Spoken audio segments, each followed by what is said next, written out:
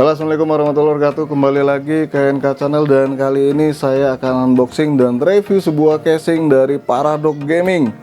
Ya, ini tipenya Spica ya. Tapi saya searching di webnya itu nggak ada. Cuma yang jelas barangnya ada. Saya nggak tahu apa lupa dimasukin atau gimana. Tapi waktu saya mau cari informasi tentang casing ini di webnya itu nggak nemu. Cuma kalau lihat di orang jual itu, ini kayaknya casing ini menarik untuk dimiliki. Langsung aja kita unboxing kira-kira gimana bentuknya atau tampilannya casing dari Paradox Gaming Spica ini. Saya pilih yang warna putih karena memang saya suka lihat yang putih-putih.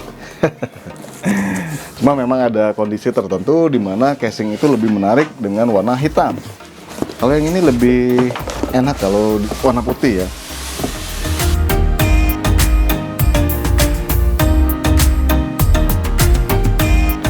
Jadi casing Paradox Spica ini dia hanya support motherboard micro ATX.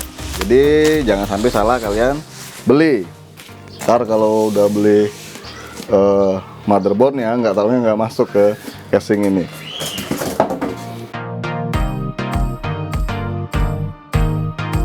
Satu hal yang saya sukai dari Paradox ini itu bentuknya cukup menarik, terus secara fitur atau kabel manajemen dan segala macamnya itu Paradox ini cukup balance ya antara harga dan fitur yang diberikan.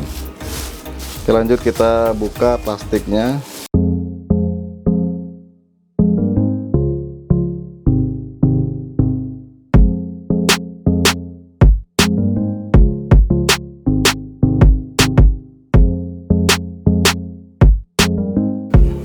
Ya oke guys, ini bagian depannya. Kalau kalian lihat di kamera mungkin kelihatannya nggak terlalu keren ya. Tapi kalau kalian lihat langsung, ini beneran keren loh.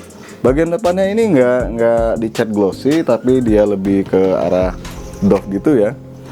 Dan ini ada dua partisi, yang ini polosan, dan ini ada logo Paradoxnya. Yang bagian ini ada motifnya nih.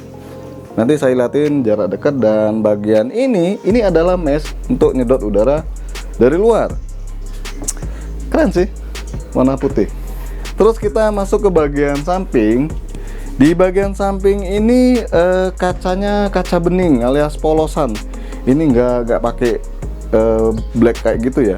Jadi ini bener-bener kelihatan bagian dalamnya. Jadi kalau sana bagian dalamnya itu jelek, waduh, nampak banget dari casing ini. Kacanya lumayan tebel ya, dan di sini ada PSU cover. PSU covernya di bagian dalam kaca. Ada sebagian casing itu yang PSU covernya itu di luar kaca, tapi yang ini di dalam kaca. Jadi memang terlihat lebih gimana gitu ya. Terus bagian belakang, di sini ya dia baru menerapkan namanya cat glossy. Jadi di sini mengkilat ya. Terus di bagian ini kita bisa pasang fan atau kipas ukuran 12 cm.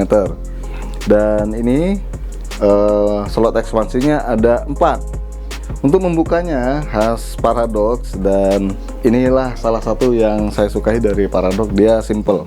Ini nanti kita buka penguncinya terlebih dahulu. Yang bagian ini masih keras ya. Terus ini bagian power supply-nya.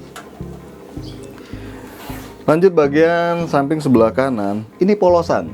Jadi nggak ada cembungan atau tonjolan di bagian samping ini, karena memang space kabel manajemen ya, kalau saya lihat dari internet itu cukup luas, nggak tahu kalau aslinya. Terus kita lihat bagian bawahnya. Ya di sini ada filter buat nahan debu. Kemudian ini bagian kakinya udah dikasih krum-kruman. Dan ini dia lubang buat kita ngebuka front panel atau cover bagian depan. Terus di bagian atas ini tombol powernya warna hitam ya. Tombol restartnya juga sama, dan ada tombol LED-nya. Berarti ini udah ada pengaturan RGB ya. Jadi nggak tahu ini RGB-nya di fan-nya atau di mananya, saya belum tahu. Tapi yang jelas di sini ada tombol RGB-nya. Tombol restart-nya ada, jadi nggak digabung. Kemudian ini ada tombol mic, kemudian speaker. USB 2.0-nya ada 2, USB 3.0-nya ada 1. Ini yang bagian depannya doang yang nggak pakai cat glossy. Untuk bagian bodinya itu pakai glossy. Terus di sini ada filter yang pakai magnet ya, seperti kebanyakan casing pada umumnya. Dan ini cukup luas ya. Ini bisa dipasang fan ukuran 12 cm di bagian atas ini. Ya, langsung aja kita buka penutup samping sebelah kiri ya. Kalau lihat dari depan. Kalau lihat dari belakang, sebelah kanan. Dan ini casing ini penutupnya nggak ada penyangganya. Tapi kayaknya ada di ini ya, di bagian penguncinya ini. Jadi cukup bisa hati-hati, tetap hati-hati untuk membukanya. Kacanya tebel ya. Wih, ini bagian dalamnya itu dicat glossy ya. Jadi mengkilat. Ini kalau kalian nggak rajin bersihin ini casing, udah pasti debunya bakal nempel ini.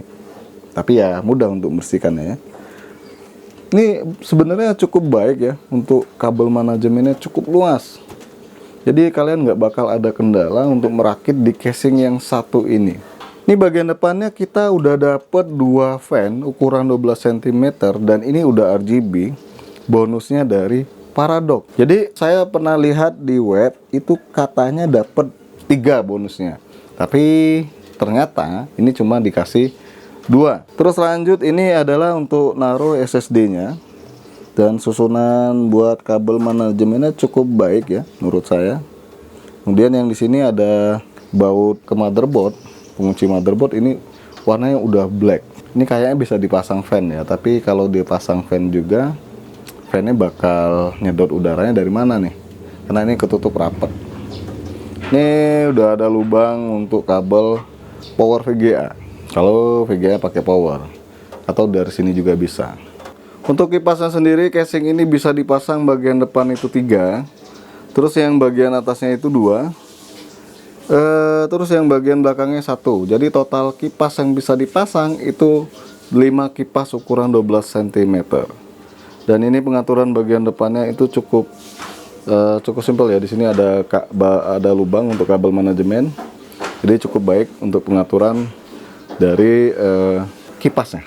Terus ini biarpun dipasangin motherboard, space bagian ini dengan jarak ini itu lumayan jauh ya, walaupun nggak terlalu jauh, tapi lumayan cukup bisa diandelin ketika kalian mau pasang water cooler. Karena ini casingnya cukup lebar ya, jadi rasanya nggak ada masalah ketika kalian pasangkan water cooler di sini. Terus ini area motherboardnya nggak bersentuhan langsung dengan water coolernya.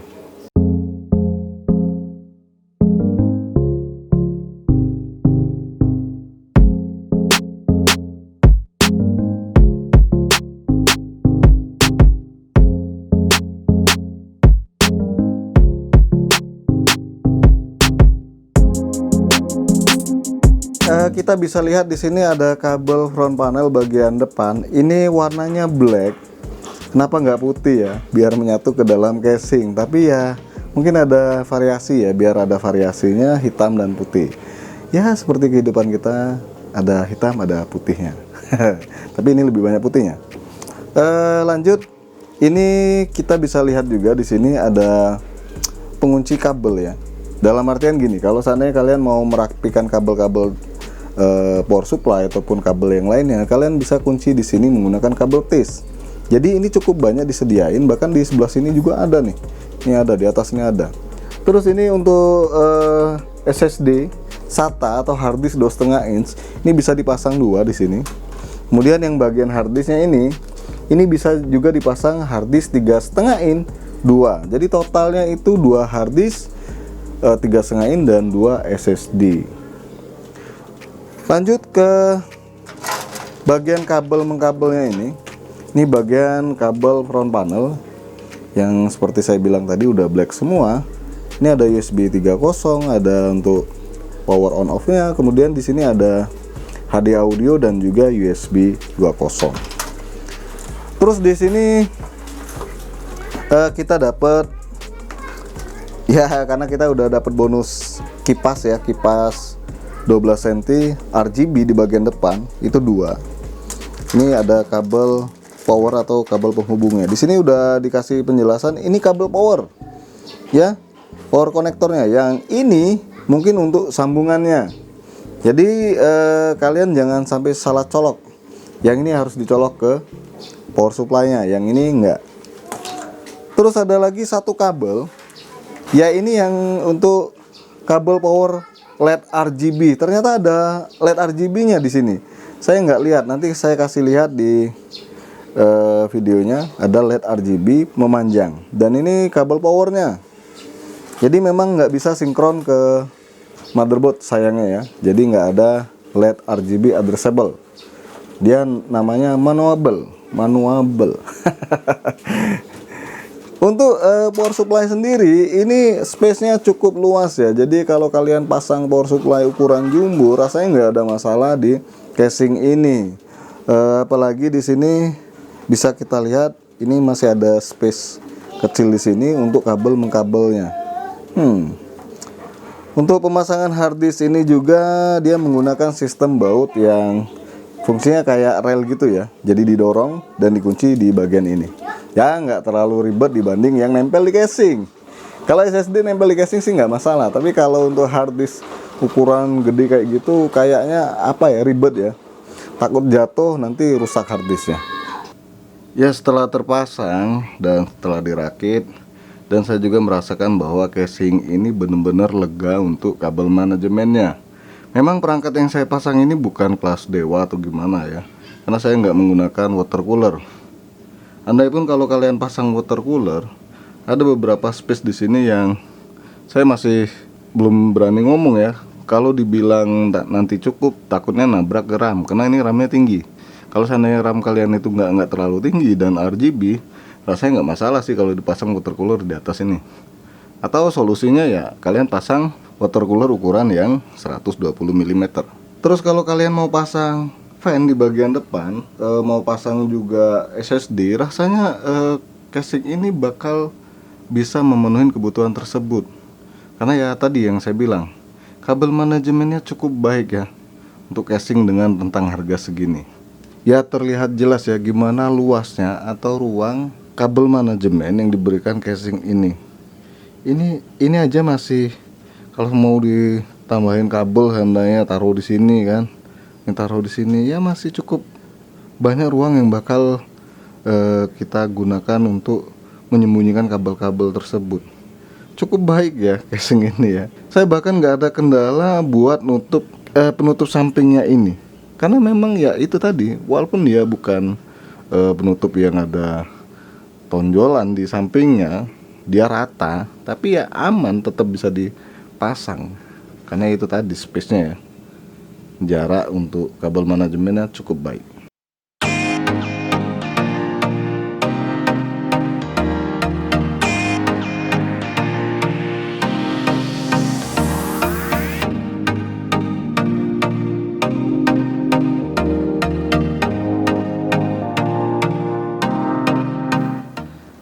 Keren.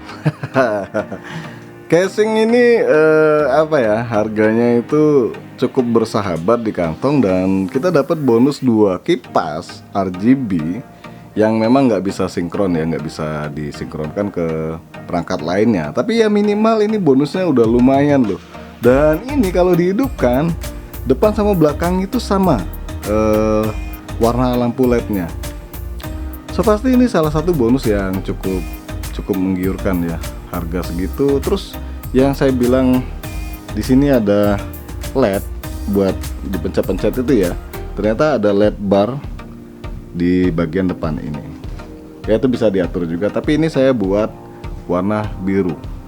Casing ini bentuknya cukup menarik ya, cukup menarik. Terus udah tempered glass walaupun clear. Ini clear ini ada tujuan tertentu, yang jelas pengen terlihat gimana gitu ya. Ini benar-benar kelihatan banget di dalamnya, itu keren.